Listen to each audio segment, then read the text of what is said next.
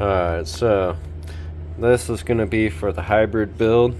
This is a 6-bolt head, so it runs 4 to the block and then 2 studs to the cylinder from the head, and they lock down right here. So idea to get this to work is we are going to take this side cover and we're going to machine off a section right here. We're going to keep this side, so junk all this. We're going to make a spacer plate because this is the through bolt side. We'll make a spacer plate to go in right here, and we're going to make a pin, wide crank pin with a bunch of thrust washers on it, so that we can widen up these cases here, and then put I can get some longer bolts and stuff, figure all that out.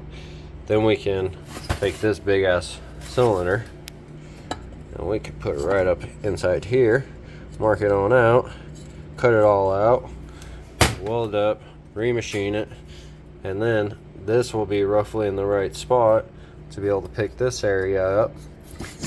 And then we'll go doing the same thing as we'll try to make this side over here. We'll weld all this up nice and flat and try to make it match this. If we can do that, then we'll have a 200cc gy6 4 valve Honda hybrid. So this is kind of a cool build. We're going to be completely redesigning the ports and just milling all this off and re-welding it. We're going to do a polyquad port. So there'll be a intake port that's big, a small intake port right here, a big exhaust valve, and a small exhaust valve. And so the 2 big ones will be across and the 2 small ones will be across. This helps a tremendous amount with a thing called swirl. So you get swirl with a wedge or a bathtub design. With Hemis you get a tumble effect, which is really good above 10,000 RPM. And with a polyquad valve setup and port, you actually get the benefits of VTEC because you're getting all the low end cylinder feeling that the swirl will give you from a bathtub or a really good wedge design.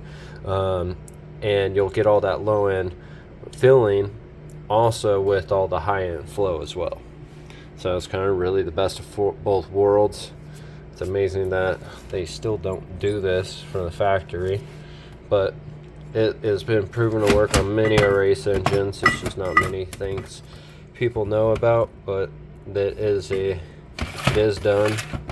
Quite a few things like time attack and different types of drag racing motors and whatnot, depending on classes and whatnot. So we're gonna mess around with that. Probably gonna end up regrinding the camshaft here. So there's plenty of meat on this thing to regrind, and we might even weld it up, try to get some more lift out of it too, and maybe change to LSA or whatever. Got to degree it, see where everything's at for this particular motor.